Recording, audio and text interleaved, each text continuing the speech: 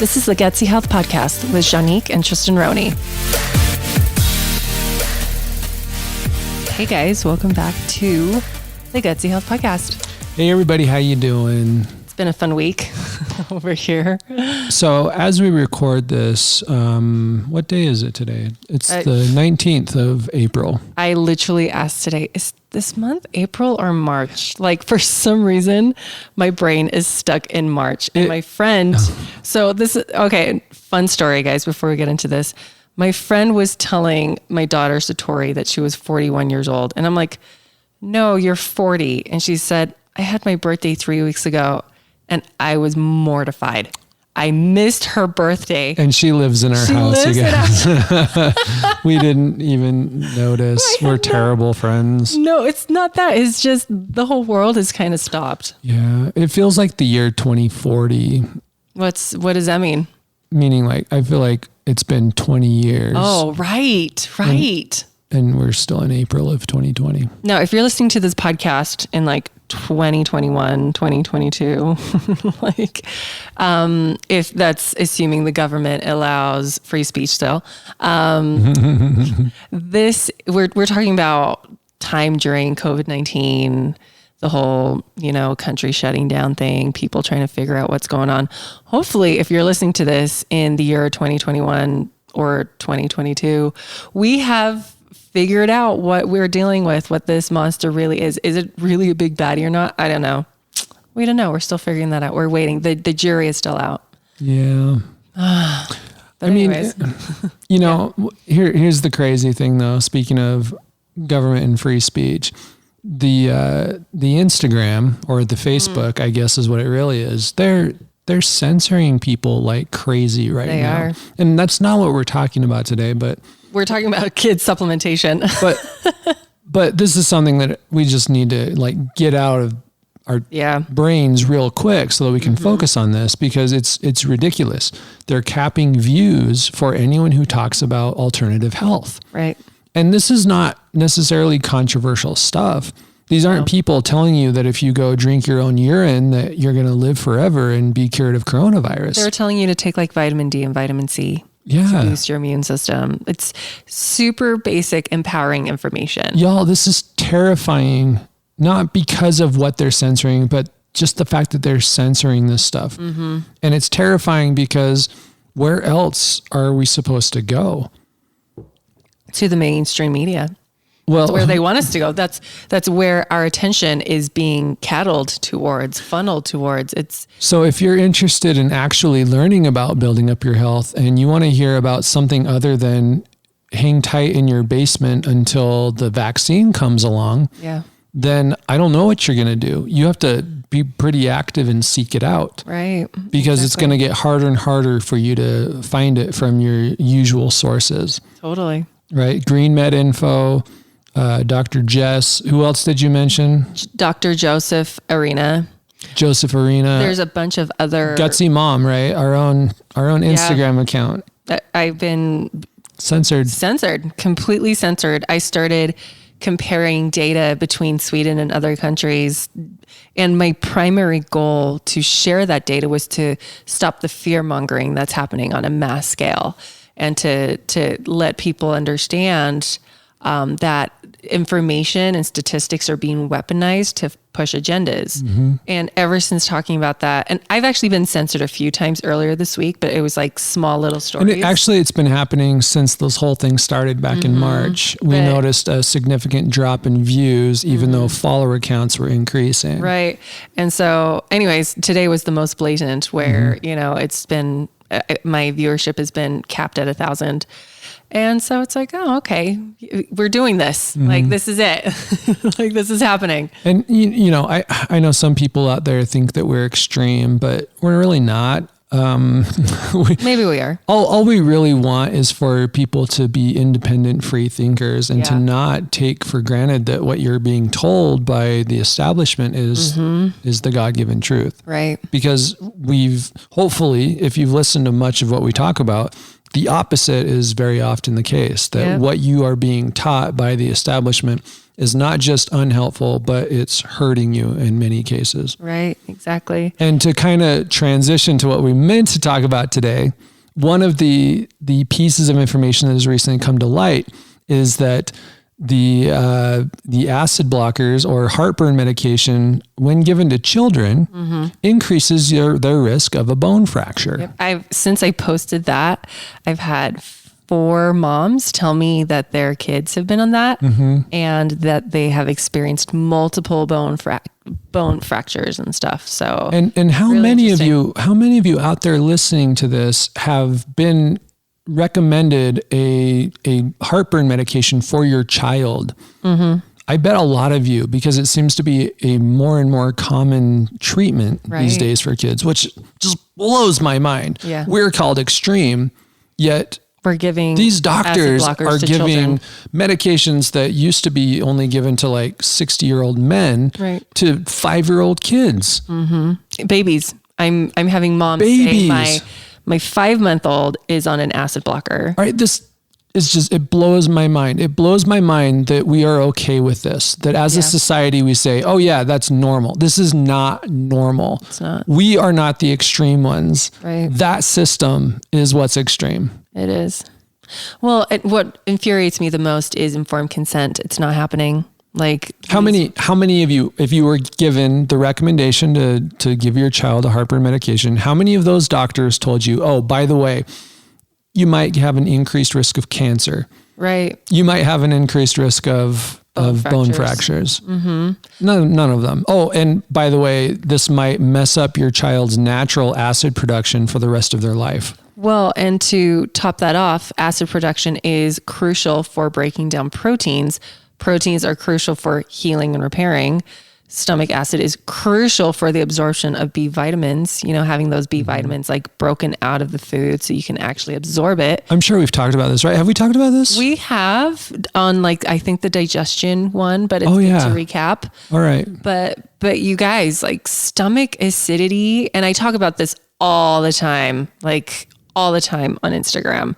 Stomach acidity is the holy grail to digestive health. You screw that up and your digestion is screwed. And if your digestion is screwed, everything else is screwed, especially for a child, because children are trying to develop at a very rapid rate. Super and rapid. If their bodies lose access to vital nutrients, how are they going to grow? How are they going to get stronger? How are they going to develop properly? They won't. Right.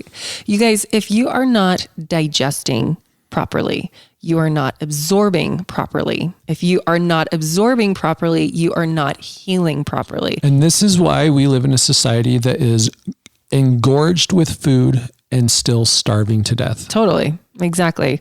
And they crave sugar all the time and they crave calories all the time. They're like, but I'm eating all the time and I'm starving. Well, this is why, because your body isn't getting what it needs. It is starving. You're getting calories, but you're not getting nutrients. And the body needs nutrients in order for its processes to actually happen. And once again, this is so important for developing bodies for children, because we talk about this all the time. Are you going to build a house of straw, sticks, or bricks? Thank you. So, you oh my gosh, you followers are amazing because they've actually created the hashtag body of bricks or something. Or isn't it House of Bricks? House of Bricks. They hashtag now. See, because I didn't make the hashtag. And I have mom brain, you guys, but House of Bricks. And I love that. They say, I'm working on my hashtag House of Bricks or eating for my hashtag House of Bricks. And I love it, you guys. And it goes for everybody, but so much more so for children, because you are establishing the patterns in their body. You are basically writing the code that will determine what issues or strengths their bodies have for the rest of their lives. Yep. Not to put any pressure on you. Yeah. No pressure. No big deal. But seriously, if you get a child off to a bad start with poor nutrition, it will haunt them for the rest of their lives. Yep. Even into their 30s and 40s, they can start eating perfectly healthy and they're going to have these lingering issues. Yeah. And it's going to be so hard for them to make up that lost time. Yep. Whereas if you start them on a strong foundation now, they can get away with so much bad decision making later on, which will help them survive college and not have major issues later. I'm laughing because Tennyson always says, Mom, when I grow up, I'm going to buy all the candy and eat it all the time. And I'm like, you know what, honey, that's fine. Because when you're in my house, my job is to make sure you have the healthiest body I can gift you. And then you can leave this house and you can do whatever you want with it. But at least I made it strong. But here's the other thing that Tennyson does. He's our 6-year-old. He actually pays attention to what is good for him and what's not, right? We have to be very careful not to let that become an anxiety for him. I know. But he's aware and he recognizes that there is a quality factor with foods. Yeah. And that is going to serve him in so many ways. So not only are we hopefully helping to build a nice, strong foundation in his body, right, at the cellular level, right, but we're also creating a strong foundation of understanding in his brain where he says, oh, food can be healing, right? Food equals health. He's super aware that when he eats, junk food, that he doesn't feel good. He really knows. And I don't say a word. Like I don't use shaming words or terminologies or subconscious messages. That. No, not even a little bit. And he will bring it up to me. He'll be like, I think I feel this way because I ate a piece of pizza at school, or I ate, and sometimes I'll have to be like, oh, honey, don't worry. Sometimes we just don't feel good, but he's connecting dots. And here's the thing about health and wellness, you guys.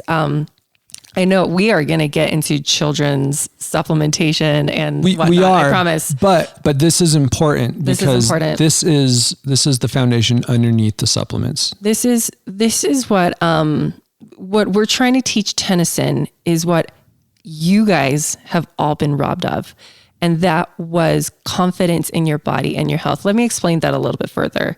I feel like half of my hair DNA analyses and consults that I do, half of the session is helping my clients understand that they feel jaded because no one has told them this ever in their life. It's a sense of betrayal, right? They're complete, and the word that they are looking for is betrayal, that they are frustrated that they have to do this now and that no one told them that what they were doing before was hurting them. A teacher didn't tell them, a parent didn't tell them, a news network didn't tell them, like PBS didn't tell them. Their doctor didn't tell them. Their doctor didn't tell them. In fact, part of the betrayal is going to their doctors and their doctors failing them over and over. Now, the messages we have had as children growing up is, I break a leg, I go to the doctor, they fix it. I have a sore stomach, I go to the doctor, they fix it. We're now adults, we're going to our doctors and they're hurting us more and more and more. So we have these stories of betrayal and we are processing that. And so talking about children's health today is we need to empower them with knowledge. They need to understand their bodies. They need to understand that what they put in their mouths is going to have a biochemical reaction. So make sure it's a good one. I think we have we spoken? We did a podcast episode about child-led weaning. We spoke about chemicals. We spoke about development. Today we're going to be, I think that was released, wasn't it in February or January? With Morgan? No, it was the one after Morgan. Just with us. It was just us talking. Yeah, I think that was in February. It was in January because it came out. Either way, guys, end of January, beginning of February. It's a really good episode. But today, more specifically, we're going to be talking about supplementation.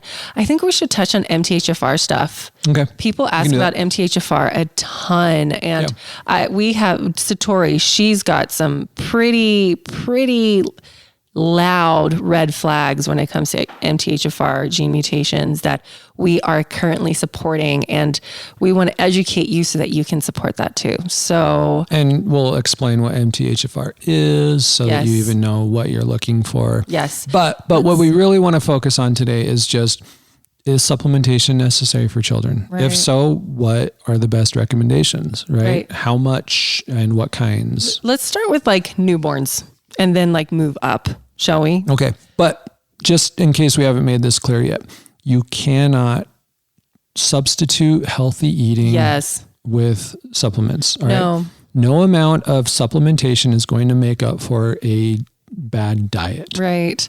So I love the analogy Carlin Call on one of our podcast episodes brought up with the house that's on fire, right? And then do you want one water hose on there or 10. Well, in life, we also throw gas on that fire, right? So you can't throw gas on that fire and then utilize one hose on it, because that gas on that fire is going to create massive explosions. And there you are with your teeny tiny hose of supplements, right? To get rid of the gas canisters and use multiple lines of water hoses. And today we're just going to be talking about one line of water hose, and that's supplementation, which is still a pretty big one. So let's go into it. Do we need to supplement newborns? So people talk about vitamin D with newborns. And I remember with my kids, there is like liquid drops that you can put. So vitamin D, what are your thoughts on that? Okay. So the reason they typically use vitamin D, and this is one that actually a lot of hospitals are using nowadays, right? And they'll usually do it because there's indicators of like jaundice. Yeah. And so that's one of the fastest ways to help get rid of that. Is it necessary? Maybe. We don't know. That's the best that I can say for you. In the sun. There's a lot of factors. Now, getting a newborn out in the sun can be a little bit tricky, right? Probably easier than most of us would admit, but it is a little bit tricky. Is a vitamin D supplement actually the best way to help a newborn increase their vitamin D levels? I don't know. I don't either. How much vitamin D do you think is in breast milk? I have no idea. Are you going to look it up? Yes, I am. Okay, look it up. But while he's looking that up, I want to talk about if you cannot breastfeed. I get this question like weekly. What formula is best for my child? You guys, I'm a big fan of goat milk. And if you can't get like the real stuff, get powdered goat milk. And then look up Western A. Price Foundation. They have a formula. They have like a recipe, like a infant formula recipe that utilizes goat milk, as well as, isn't it like nutritional yeast or something? I don't know.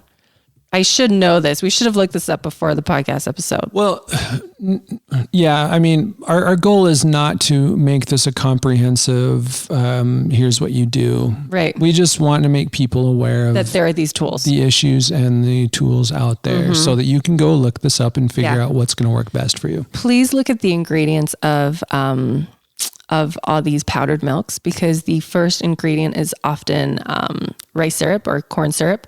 And why are we giving sugar as the first ingredient to these poor little newborns? It blows my mind. To be fair, sugar is important to newborns because it's very easy to digest, right? But the sugar that newborns would typically get in a traditional situation would be what?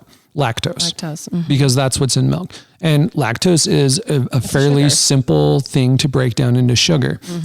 But that doesn't necessarily mean that when we're making a supplement formula that we need to be loading that up with sugar, foreign types of sugar that the baby would not normally be getting. Right. Did you find out about the vitamin D? So, yeah, I mean, the answer is kind of what I thought. The amount of vitamin D in breast milk kind of depends on the amount of vitamin D that mom has. And that's going to go kind of across the board when it comes to breast milk quality. Yeah. Right. So take cod liver oil, you guys, because what mom eats, baby eats. So, and that's our preferred method of helping. Well, that's not true. Our preferred method would be sunlight. Yeah. Mom should be getting sunlight. But the next best option, and if you need an extra boost because of whatever reason, then cod liver oil is fantastic. Yep. And also has great EPA DHA, which is great for breast milk and babies' brains and all that. So and this is something I didn't realize before, but breast milk or milk in general also, or what am I talking about? Cod liver oil. Cod liver oil is also rich in vitamin F. Yes. Have we talked about vitamin F on the podcast? No. It's not really a vitamin. Right. Now, this goes back to kind of the oldies, right? The Weston Price, the Royal Lees.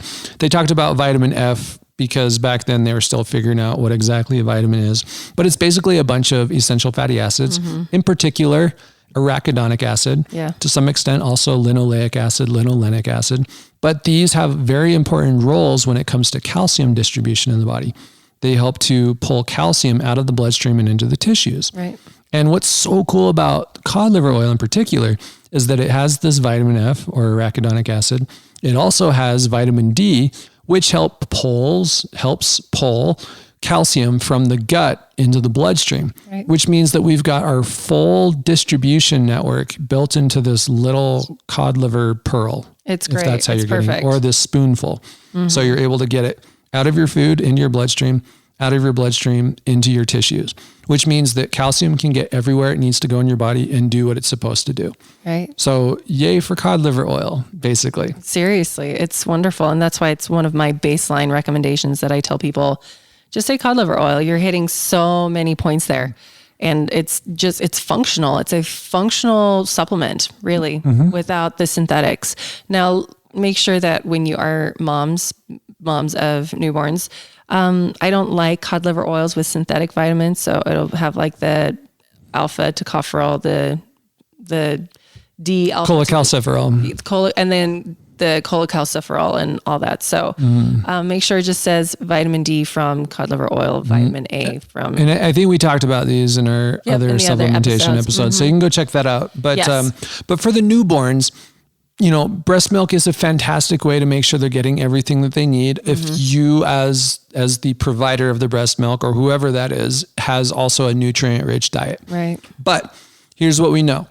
For one, mom's body will prioritize the breast milk, which means that if she is not getting a super nutrient rich intake of food, she's going to suffer. Right. The baby will be prioritized. Yep. And that means that she'll start to notice nutrient deficiencies in her own body, which will lead to autoimmune issues, which will lead to like hair falling out and all of these fun things. We also know though that if it gets bad enough, then the milk itself suffers. And vitamin D is a great example of that. Yeah. So you can potentially be depriving both mother and infant of essential nutrients if the diet isn't rich in those things.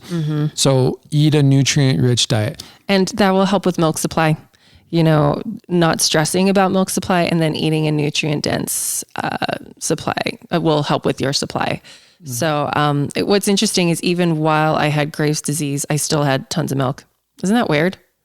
Like I think back to that. I'm like, I was as skinny as a rail and yet I was still feeding this Tennyson was ginormous. He was so big.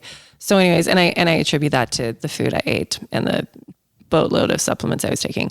Okay, let's move on to toddlers. Okay.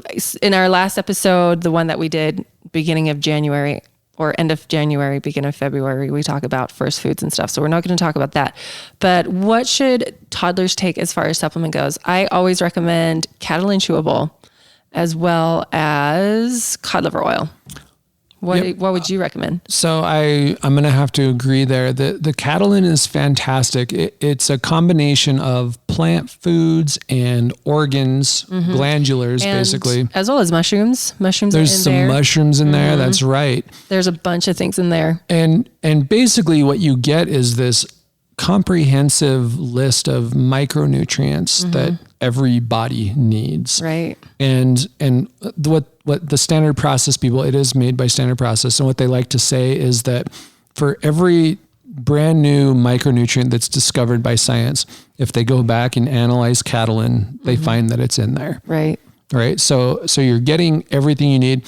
Maybe not the amounts that you need, depending on the individual situation. Right. But if you have a healthy kid and you just want to make sure that kid continues to get all of the different micronutrients they need, right, Catalin is kind of the perfect way to do it. And what's really nice is they make a chewable version that kids tend to really love. Now, if you have like a 1-year-old, you can crush it up and put it in their food and they won't even notice it.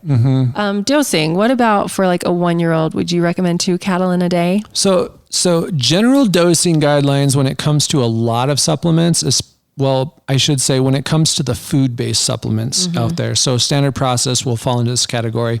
Some other companies' products, they're not really food-based, and so these rules don't apply. Right. But what you do is if the child is less than 100 pounds, then you take what they do weigh, divide that by 100, and then that percentage is what you give them in terms of the dose.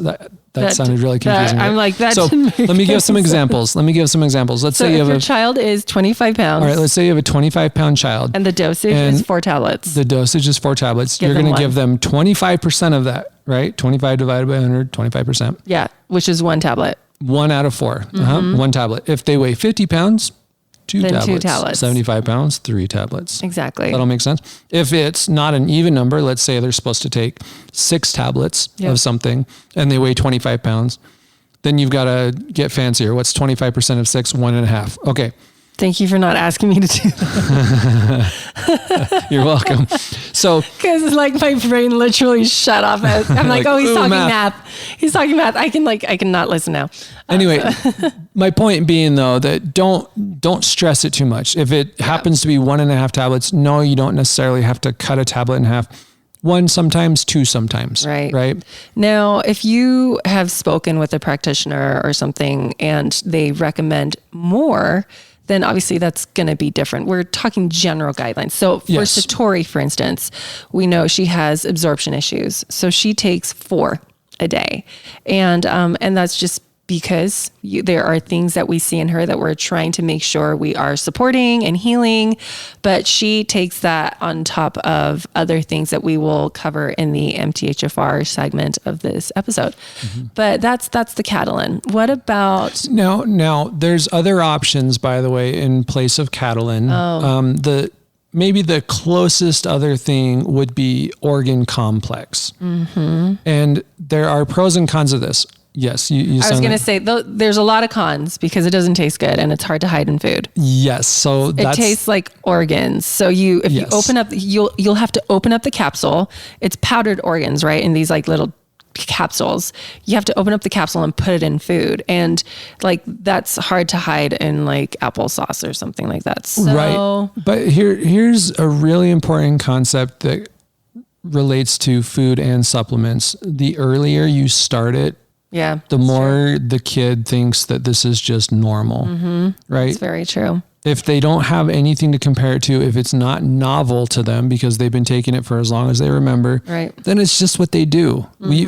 Our kids eat all kinds of stuff that most kids would say no thank you to. Would you say the dosage is the same because the suggested is 4 per day for an adult? I would follow the same thing. Give them 1. I mean, if they're 25 pounds, give them 1. Something really important to remember with these is that they are concentrated food supplements, right? They're not synthetic. They're not super doses of anything. It's just foods that have been compacted into a tiny little tablet. So for the most part, it's very difficult to have an overdose effect with these things. All right. So don't worry about that so much. But yeah, with the organs, I would say 1, if you do the Paleo Valley, which we absolutely love, it's heart, kidney, and liver. Yeah. Then 1 capsule, hide it in their green smoothie, whatever, and see what they do. They might not notice it. I don't know. You could also put it in their soups or anything savory, gravies, that kind of stuff, and see if they like it or not. Yep. That way you don't have to prepare liver. You can just open the capsule and put it in their food. That's right. If you wanted to order the organ complex online, you just go to paleovalley.com and you can use the discount code ProvoHealth10 for 10% off. Yep. So another thing, if you have a lot of kids, you guys, you don't have to get the Catalin chewable. You will go through that so fast. So what I recommend to moms that have like 4, 5, 6 children, buy the adult Catalin, which has just a little bit over double the dose of the children. So for 1 adult Catalin, it's equal to like 2.2 children Catalin. Of the chewables. Yeah. So you can take the adult Catalin and grind it up and put it in food or put it in applesauce or something like that. And is the cost pretty comparable between the two? I think it might be a little cheaper. I don't know. The regular Catalin? Yeah, the adult Catalin. So you end up saving a bunch of money per dose, right? If you do it that way. And, exactly. And like Janique said, it'll last you longer. Open it up, hide it. Exactly. I've been crushing up the zinc liver chelate and putting that in Satori's I'll tell you guys what I do with Satori, but I've been putting that in her applesauce. She doesn't even notice it. She has no idea. So you guys, that is the multivitamin. Like, again, this is the multivitamin that we recommend because it's food, it's organs, it's mushrooms. And go and listen to our podcast episode where we talk about like supplementation that was released. What's the date today, babe? The 19th. So that was released like April 12th. I can't do math. 13th, around April 13th, 14th sometime. It'll be a couple weeks ago by the time this goes live. But. Yes. But we talk about synthetic vitamins and why, the benefit of eating whole food vitamins versus synthetic. So go ahead and listen to that and you'll understand why we recommend what we do and not multivitamins. Also, most of the multivitamins are like gummies and they have tons of sugar and I just don't like that. It's just... So I always say this to people. I'm going to say it again here. I do not like the idea of trying to Frankenstein together a whole bunch of nutrients into a pill. I just don't see people being able to replicate nature very effectively. Right. So most multivitamins, I'm just not into it. Right. I think I'm down with Catalin because they are Frankensteining, but they're Frankensteining foods, which means that they're not trying to come up with the perfect ratio of all these different nutrients. Right. They're just shoving everything into a nice compact pill and then they're letting nature take over from there. Right. Exactly. So let's talk about cod liver oil for children. So is there a kids chewable? Is there a product out there? We haven't found one yet. What we do with our kids, and maybe our kids are just weird, but they love to just chew on the cod liver pearls. Yeah. They love it. They actually steal more. Like they go into our little drawer of supplements and they try to steal more. And we're like, no, only 2 a day. And they're like, but I want 4. So pros and cons of the standard process cod liver oil pearls is that they do use a flavoring in there. And that's why the kids love it so much because there's like this slight yumminess to it. All I taste is liver and fish. With the cod liver oil? Yeah, I don't figure. think it I wonder why. But the kids love it. They just love it. So they'll chew it up and then they'll spit the shell out, which I think is great because they don't need the shell. That's just whatever stuff is in there. Yeah. But there's also Rosita's makes a really good liquid cod liver oil. So you do it by the spoonful and you'll have to see how your kids do with it if you decide to go that route. A lot of kids really don't mind it. But it depends. Like if your kid's been raised on chicken nuggets and French fries, they might hate it. Right, exactly. And it's just a matter of getting them accustomed to new things. But you can do this. You really can. Also, I said this earlier, but moms, you should also still be taking cod liver oil at this time, even when they're toddlers. It's just so good for your brain health. You should be taking it while you're pregnant because it also, studies have shown that it helps to prevent postpartum depression.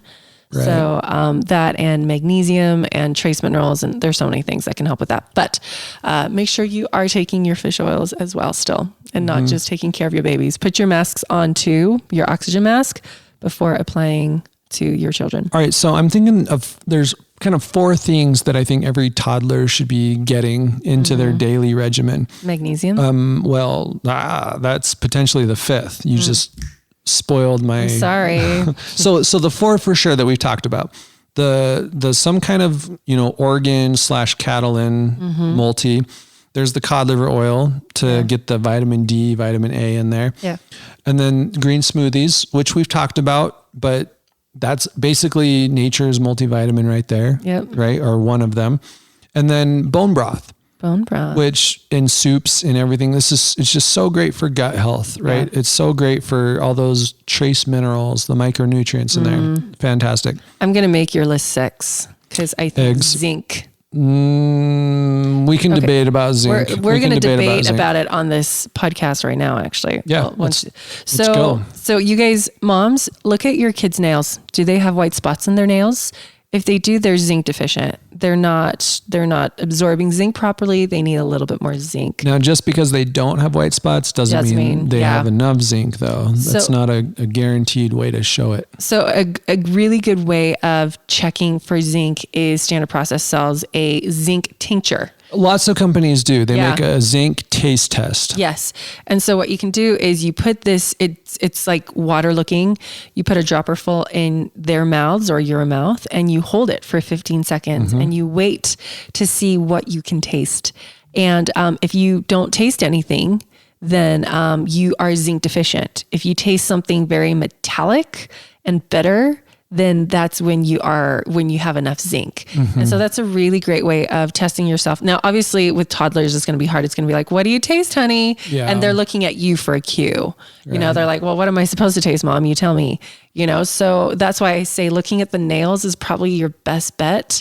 Maybe like making sure that they're eating enough protein like chicken and, you know, if they are getting the organ complex, then there is zinc in the liver. Yeah, you can also get zinc. Well, zinc from red meat, zinc from nuts. Yep. But again, check their nails. I grew up with white spots on my nails my entire life. I still get them. Satori has them a lot. Tennyson gets them occasionally. So check for zinc. Zinc is so important. It's good for thyroid function, immune function, hormone function, all of these things.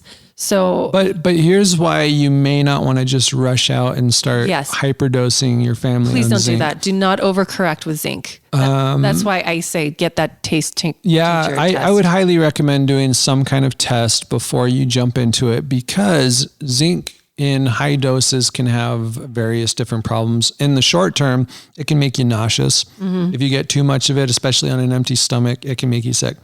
However, the best way to absorb it is on an empty stomach. So you have to play around with that a bit. But zinc can also mess around with your other mineral levels.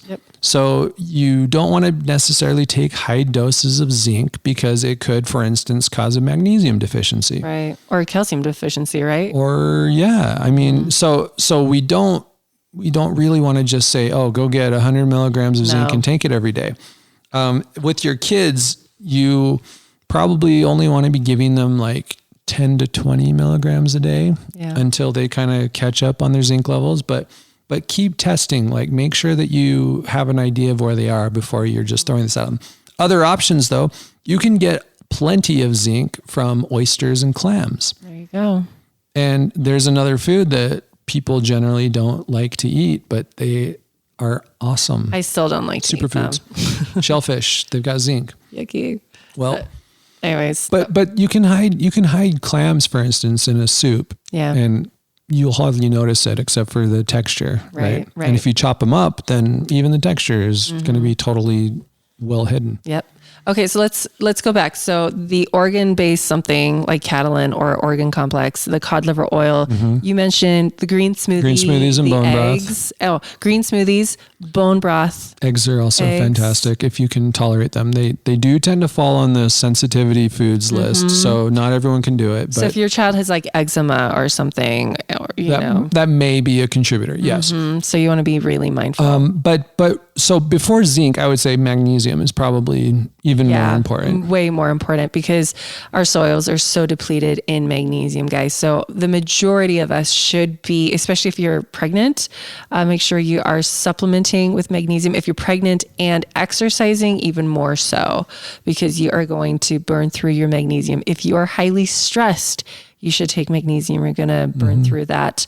But magnesium is excellent for their little bodies as well. If your kid gets growing pains, if your kid is anxious, magnesium has I think over 400 functions in the body. It's like magnesium, the second most abundant mineral in your body. To me, magnesium is the sexiest mineral on the planet, because there are so many wonderful things it does, like helps people with migraine headaches. It helps relax your muscles. It helps with healthy muscle contract. So when your muscles contract, there is a calcium receptor site. So the calcium binds to that receptor site, your muscle contracts. Well, magnesium replaces that calcium binding site and sits on there, and then the muscle relaxes. So if you're having a lot of twitching, a lot of cramping, it could be that you just have too much calcium and not enough magnesium. So balance out that calcium with that magnesium, guys. And we would like to get it from our leafy greens, but a lot of the times because of our soil issues, we're not getting enough for our stressful lifestyles. So supplement with it. Yeah, I do a lot of magnesium testing with people, looking at their serum magnesium levels or their red blood cell magnesium levels. Almost everybody is deficient in magnesium. Really? Almost everybody. I believe it. I've seen out of close to 200 of these tests in the last year or so, I've seen maybe a dozen. Yeah. That might be generous. Yeah. That were in the optimal range when it came to the magnesium levels. Right. And I can tell you that every single one of those dozen were supplementing. Yeah. And not a single one of those was supplementing with the most common brands that you buy at the store. What were they supplementing with? The ones who were actually successful were supplementing. Well, primarily it was actually magnesium gold from Nutrigold. I freaking love because that they stuff. work with us, right? They know that we like it. And I would say 80% of the time when they are having enough magnesium, it's because they're taking magnesium gold. Right. But there are other forms out there that are really great. And I think someone was doing a magnesium 3-in-8 that was working pretty well for them. That's great. A magnesium glycinate was working pretty well for someone. So there's options out there, but it's usually not going to be the magnesium citrate. Yeah. It's usually not going to be the magnesium oxide. No. I have seen people do well with the magnesium oils. You just have to be very careful not to irritate your skin with it. It can burn a little bit. Or the Epsom salt baths. Those are surprisingly useful, it looks like. So Let's quickly break down the types of magnesium and which ones we like. do we want to? I think so, because people are going to want to leave this podcast being like, which one should I get for my child? So we'll go really fast. So the reason why we like the magnesium gold is because it's bound to rice bran, which is multiple amino acids. So it creates variety in the magnesium. So it can be absorbed in multiple different types of tissues, because what happens is they take magnesium and they bind it to something, an amino acid, a substance, something. So like magnesium glycinate, magnesium citrate, it's bound to these molecules. Depending on the binding, it could be a really hard binding or a soft binding, which allows it to release like harder or easier. And so that's why we like the Nutrigold, is because it's a plethora of amino acids. I think there's like 17 different forms of magnesium in magnesium gold, and they all function a little bit differently in your body. Exactly. Some of them cross the blood-brain barrier, which is so great for sleep, so great for anxiety, so great for cognitive function. Right. Some of them are for muscles. Some of them help with the muscles. Some of them help with, making sure your colon muscles aren't too tight. Right. So that you aren't constipated. Right. That sort of thing. So glycinate is a really great one for muscles too, and it has a really high absorption rate. And so glycinate I would say is my second favorite, or one of them. 3-in-8 is really 3-in-8's also for great. brain. I mean, I have a hard time saying, oh, here's the order of awesomeness, because they're different, right? And a different person's going to have a different need for a certain type of magnesium, exactly. Which is why the variety is so great. Ones that I recommend as laxatives is magnesium oxide and magnesium citrate. So the most famous magnesium citrate on the planet is the Calm. Everyone uses that for relaxation and sleeping. You guys are pooping it out. I actually give that to Satori as a laxative. Yeah. And so it works really well as a laxative, you guys. So I think about 50% of that is actually being absorbed. Also with the citrate, you want to be careful, because citrate is oftentimes derived from corn. So if it's not organic, if it doesn't say GMO free, it's from corn. It's from conventional corn, which can create allergies. You guys know how we feel about corn. We don't love it at all. So you just want to be mindful. What sprays did they put on that corn? What chemicals were on that corn? So, and I don't think I have actually come across an organic citrate, magnesium citrate. I haven't found one yet. I don't know. I think if a company was going to invest in a higher quality magnesium, they would probably just go to a different form altogether, rather than finding an organic citrate. But in the interest of full disclosure, I don't love that Nutrigold uses rice for their amino acid chelates.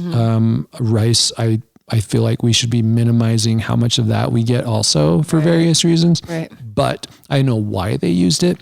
And I also trust Nutrigold that they're getting the cleanest source possible when they do it. So there you go. And it's just such a tiny amount. So those are the big magnesiums that I think that's plenty for people to know. If we go through all the magnesiums, people will just get confused. Yeah. So, okay. So for toddlers, magnesium, eggs, as long as they don't have allergies or histamine issues or any, eczema, that kind of stuff.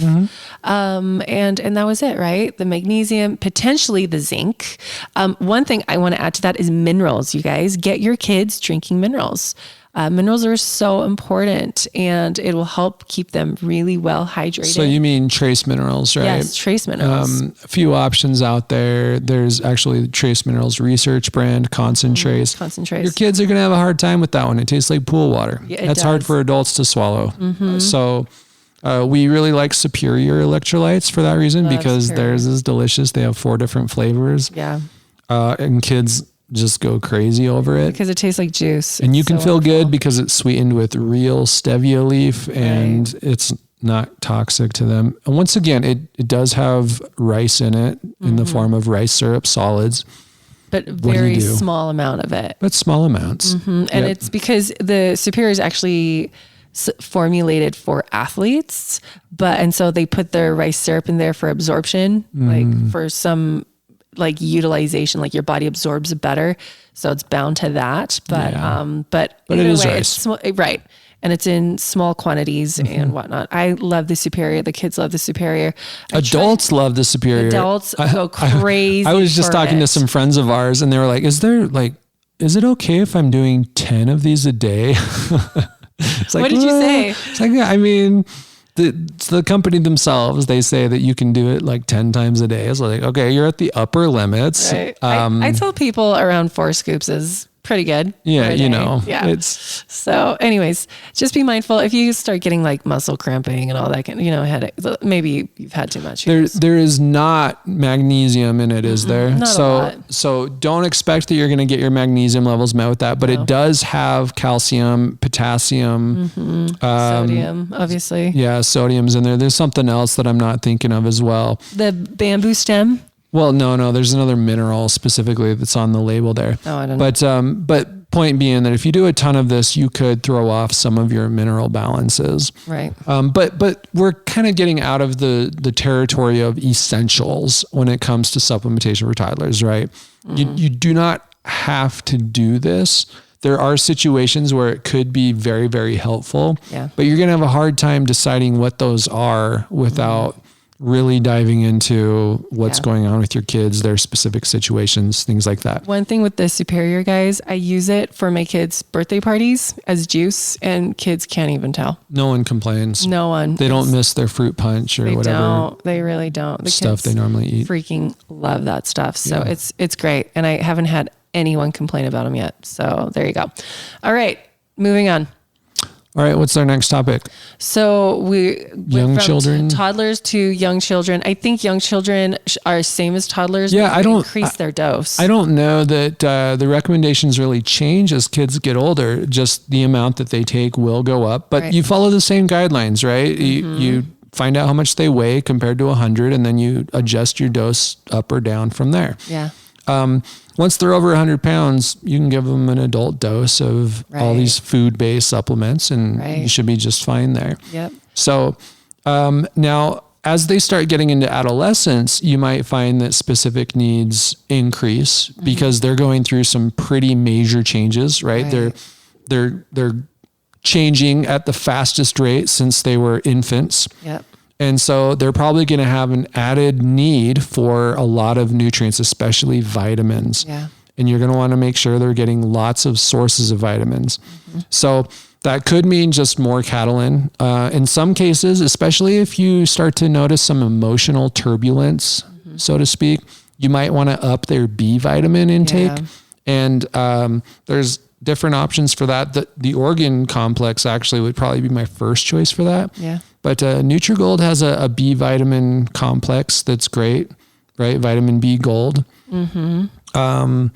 And you could also just make sure they're getting plenty of real food sources of B vitamins, like red meat, things like that. Leafy greens, that kind of stuff. Leafy greens, absolutely. Yep. Now, is this a good time to talk about MTHFR stuff? Yeah, let's go into it, because adolescence is where this is really going to start rearing its ugly head. So what is MTHFR? Do you want me to do it, or do you want to do it? Go ahead, babe. Okay. So we all have gene mutations. It's just part of the natural human development process, which is where you kind of have the dominant gene that functions the way that we expect it to. But then some people will have these aberrations from the normal gene patterns. And sometimes those aberrations can lead to a difference in functionality. Right. So to get more specific, with MTHFR, it's basically your body's methylation function, which is how it turns genes on and off. Yep. And if you have a mutation in this particular pathway, then it could, and that's a keyword, could, affect how well your body is able to turn these genes on and off. Right. Which can lead to a whole broad variety of symptoms that may seem unrelated to each other. Everything from sensitivity to medications to emotional lability, like we talked about with, high anxiety, depression, all that stuff. Connective tissue disorders. It can cause connective tissue issues. Ehlers-Danlos syndrome and all that kind of stuff. It's depression, anxiety. It's all across, like, your body's ability to detox. And just to give you an idea of this, I first came across the concept. It's been almost 10 years now. It's been 10 years now. And it was when I was a therapist, and I had a whole series of patients come to me who said, I've got this MTHFR gene mutation and I've had bipolar diagnosed since I was like 6 years old. Wow. Right. And at the time I was like, I don't even know what to do with this information. Yeah. But then, I kind of transitioned into more of the health and nutrition world, and it's just as much of a thing. But here's the deal. People don't understand MTHFR very well, or there's other genes, by the way. The COMT is also in there, MTHRR. There's lots of different gene mutations, but they all kind of relate to the same situation. But just because you have a mutation doesn't mean you have a dysfunction. Right. And that's really important, because a lot of people, they get their Ancestry DNA or their 23andMe DNA data. They send it into these different companies, and the companies send them back a report that says, hey, here are all of your weaknesses. Here are all the different diseases that you're more vulnerable to. Doesn't it have you sign a disclaimer, like, we are not responsible for any emotional distress? Well, yeah. So the one that we just did was Prometheus.com, and it's awesome because it's like $12, right? You pay just a little bit of money and they send you this whole report back, but they do have you sign a disclaimer, a waiver, basically saying, hey, listen, we're not responsible for the therapy that you need to go through as a result of finding out that you are more prone to diseases X, Y, and Z. Right. And then when you do get the report, it can be overwhelming, because it'll tell you, oh, this gene mutation means you've got a 2.5 times higher chance of heart disease. Yeah. This gene mutation means you've got a 4 times higher chance of this type of cancer. Yeah. And yes, it'll tell you the good stuff too, but the average person is going to look at this and go, I'm screwed. Right. So I don't necessarily recommend doing it. But if you do it, keep in mind this very important principle. A mutation is not the same as a dysfunction. Right. There are people with mutations that they function just as well as everybody else. Asymptomatic. Completely asymptomatic. So we'll think of it like riding a bicycle. Some people ride their bike a little bit differently, right? They might ride, I don't know, on the side instead of facing forward. That doesn't mean that they're bad at it, though. Right. It just works differently, and they get the job done just as well. Exactly. You might be in that boat, but there are issues that can come up with enough of these gene mutations being present. Right. And in Janique's case, and in my case, we both have a lot of these. Yeah. We have some pretty dirty genes. So just to give you an idea of this, one of the things that can help with an MTHFR situation is getting extra choline in your diet. Choline kind of we'll say it just steps in to help with the methylation process. Right. And in my case, I was told I need the equivalent of 7 eggs worth of choline every day. That's a lot. That's a lot of eggs, I thought. Then we did Janique's, and she needs 9, y'all. She needs 9 eggs worth of choline, which is not to say she has to eat 9 eggs every day. I don't. There's other ways to get choline. Yes. But that's how mutated we are, right? And we haven't done this for our children yet. No. But I imagine with one parent needing 7 eggs worth, one parent needing 9 eggs worth, they're probably in between those two. Probably not doing so hot in the choline area, right? Yep. So we kind of assume, and because of my history of early onset cancer, right? Janique's got a history of stuff of her own. I don't know if you even want to go into that. But we kind of assume that, okay, this is maybe a factor for us. So let's talk about what can be helpful if you fall into that category. So there's a product that we are currently liking right now. There's a lot of companies that sell the equivalent of this. It's called Homocystex by, what is the company called? Seeking Health. Seeking Health.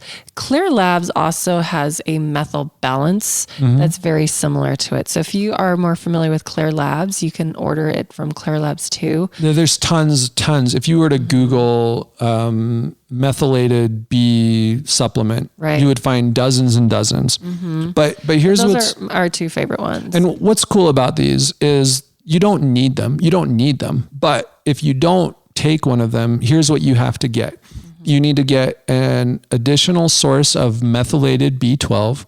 And methylated is just a fancy term for it's ready to go, right? It doesn't have to borrow a methyl group from your body because your body is low on that, and that's going to be a bad thing. So it's already there. Any nature-based B vitamin is already methylated, right? Only the synthetic stuff could be unmethylated. I didn't know that. So if you get your Bs from food, you're good to go, which is why the Nutrigold B complex is fantastic because it's all food sourced for the most part, right? But here's what's interesting is you've been taking organ complex, right? And your homocysteine was still pretty high. Why do you think that is?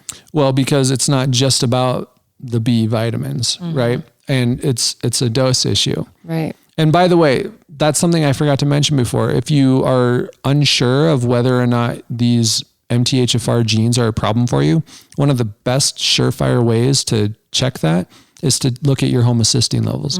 If they're elevated, that's a good sign that you have a problem there. If you combine the fact that you've got these MTHFR mutations and high homocysteine, just assume you need to get the stuff. Well, and the reason why is because people are probably like, what is homocysteine? So through the methylation cycle, homocysteine is produced, but it's supposed to be able to convert back to cysteine.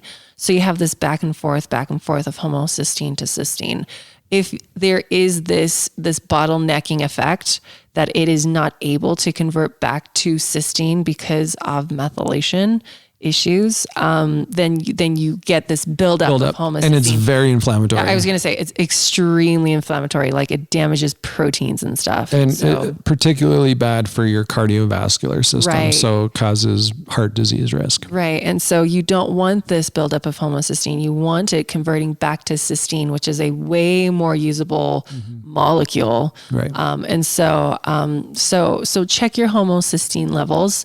Now Tristan started taking the Homocystex and the organ complex just to cover all bases. I started taking that once I did my DNA stuff. And then we put our kids on it. Do you remember why? Because we did their hair analyses. And so we did their hair analyses and both of them showed up with all of these B vitamins. And I'm like, are you freaking kidding me? I'm giving them all of this Catalin and they still need Bs, like B12, B9. And I'm like, okay, fine.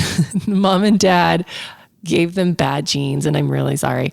And so they've been taking half a Homocystex every day. I open up the capsule and I just put it in. I make Satori her little cocktail of choline, half a Homocystex, the zinc, I crush that up in there. And then the essential C from what's it called? From Paleo Valley, the essential C. I give her the essential C because she doesn't heal really fast like me. We are both very slow healers. You just look at me wrong and I bruise So I have bruises all up and down my legs. And so, and she does too. I mean, she's a kid, but she just takes, like, Tennyson heals like that. It's so fast. She will take weeks and weeks and weeks. And I noticed that ever since she was like a baby. And so I'm like, oh, you have mom's body.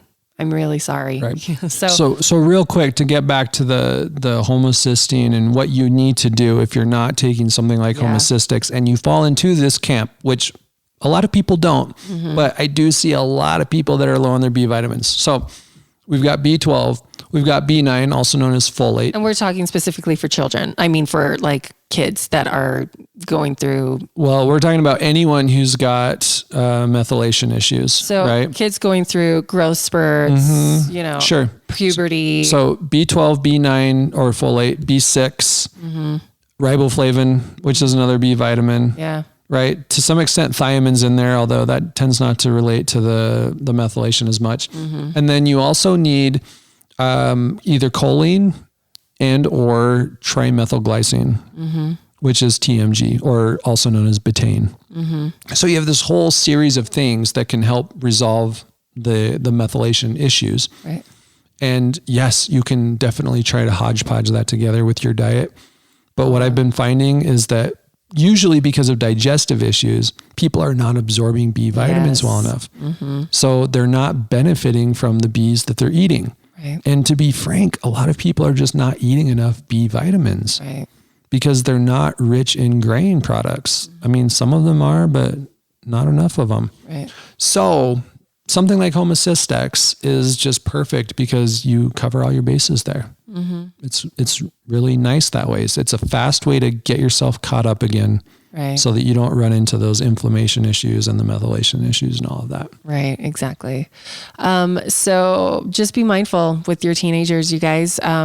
Girls that are starting their menses soon, they need lots of support because we don't want to get them started on a bad foot of lots of inflammation and hormonal imbalances. And that doesn't even bring up anemia, right? If you've got B vitamin issues, then you're going to have a hard time with your iron carrying capacity. And then if you have really heavy periods, then I've seen some really low iron levels, like levels to where I'm surprised this woman, it's usually a woman because of heavy periods and whatever, I'm surprised they're even able to walk around, much less take care of a bunch of kids. Right.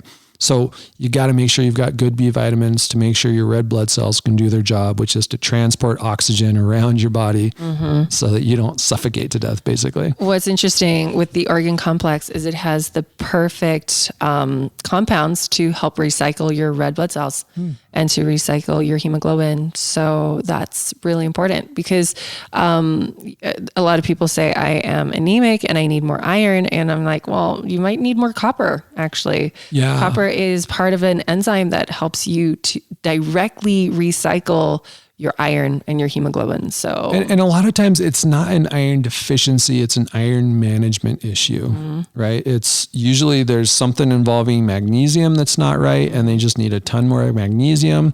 There's copper, you mentioned, goes into that. Vitamin D, vitamin A, both really important there. All these different pieces need to be in place. Vitamin C, like whole food vitamin C, not ascorbic acid. That won't do the trick. Whole food vitamin C. All of these things need to be in place for your body to figure out what to do with iron so that it doesn't just float around in the system and cause even more inflammation. Exactly.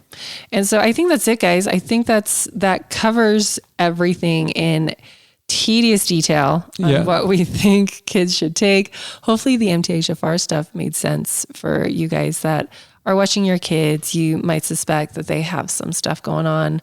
Make sure to research dosing for sure. We gave some guidelines. Always double check, like go with your mom gut, read up on it, research it, make sure, talk with your doctors. Again, here's our little disclaimer. We are not doctors.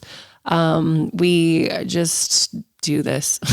And, if you want to be super crunchy about all this, you could bypass the supplements and just start giving your family organ meats and sardines and anchovies. And you could start growing your own vegetables with your own really enriched soil With all the free time that you have. Well, that's the thing, right? Is what I'm describing is the life of a woman back in like 1890 when their entire existence was dedicated to the household and the farm. Not always doable. Right. It's something that we aspire to. We love the idea of having a garden. Maybe someday. Oh my gosh. Every year I'm like, this is the year. And this is when we're going to do it. And it never happens. And we're probably not the only ones right now with everything going on around here with coronavirus. People are like, oh, maybe our food supply system is not as reliable as we always thought it was. Right. Things can go south pretty quickly. So, maybe one of these days we'll bring an expert on in the whole organic home farming that'd be nice. And talk about some things that people can do to get started there. But in the meantime, to make sure that your family, especially your little ones, are getting all the nutrients they need to grow strong and healthy bodies. This is what we think is best. This is what we do for our own children. Exactly. And one last thing, try to cut out the sugars as much as possible for them. They don't need it. Refined carbs. Children these days eat lots of refined carbs, tons and tons and tons. It's in everything. Yeah. And so try to minimize that as much as possible. It's kind of a touchy subject because we feel like we are, not doing the best we can for our children by depriving, and I put this in like air quotes, depriving them of these yummy foods. And the thing is like, you're doing them a favor, like you are helping them not become addicted to sugary foods and very, stimulating foods. And something to understand is that your children's bodies are designed to want easy carbs because they need a lot of energy. I mean, you've seen the way that they can run around. They burn it fast. But the types of easy carbs that their bodies are used to getting are going to be coming from, once again, more natural sources. Right. It's going to be fruits. And, at most, it's going to be like your maple syrup and your honey. And oatmeal. Tennyson loves oatmeal. He has a so grains, right? Oatmeal in the morning. And so those types of things, it's okay if they really love fruits and things like that. Right. You don't need to freak out that, oh my gosh, my kid's eating too much fruit. Right. Make sure they're getting plenty of vegetables. Make sure they're getting plenty of good fats proteins and fats as well. But don't stress it too much. You're going to be okay. The key really is just trying to keep it to the natural foods. Totally. Try not to let them go nuts with the sugars, the candies, the added synthetic junk. Totally. And that's it, you guys. Hopefully you learned something fun today. And by fun, I mean useful, because maybe this isn't fun information. I don't know. But hopefully that you got something useful out of it. And we should probably have a link to all the supplements we recommended. I bet people are going to want that. Okay. We'll put a link up. What should it be? Gutsy.ch/kids-supplements. You got it. There you go. So gutsy.ch/kids-supplements. And we'll just have like a whole list, like a shopping cart list of all the supplements we spoke about today. And if you want, you can pick and choose which ones you want to purchase. And then like that way it's easy breezy. At the very least, it'll be a good reference list for you so you know what we're talking about and you can see it all. You can like screenshot that and just keep it for future use or whatever. So there you go, guys. Thanks for listening. If you did like this, share it with your friends or leave us a review or whatever. Yeah, definitely share it with everybody. And if you have follow-up questions you'd like us to cover a topic related to this in more depth, let us know. Also, you guys, thank you for your really wonderful reviews. Those of you that have left, we don't read them a lot just because I think it gives us anxiety. But I ended up like reading the reviews and they were amazing. Yeah, seriously. They were so great. You're so great. And we love to hear from you. We do. The reviews are a little anxiety provoking for us, but when people email and talk to us about it, it's so fun. It really is. It really is. So thank you. We have a great listenership and people that are just they just love the information. And so we thank you. Yeah, seriously. You make our jobs really, really easy. And this is fun for us. This really is. And it's so awesome that people care what we have to say. I know. Thank you. Thanks. Until next time. We love you. Bye. Bye.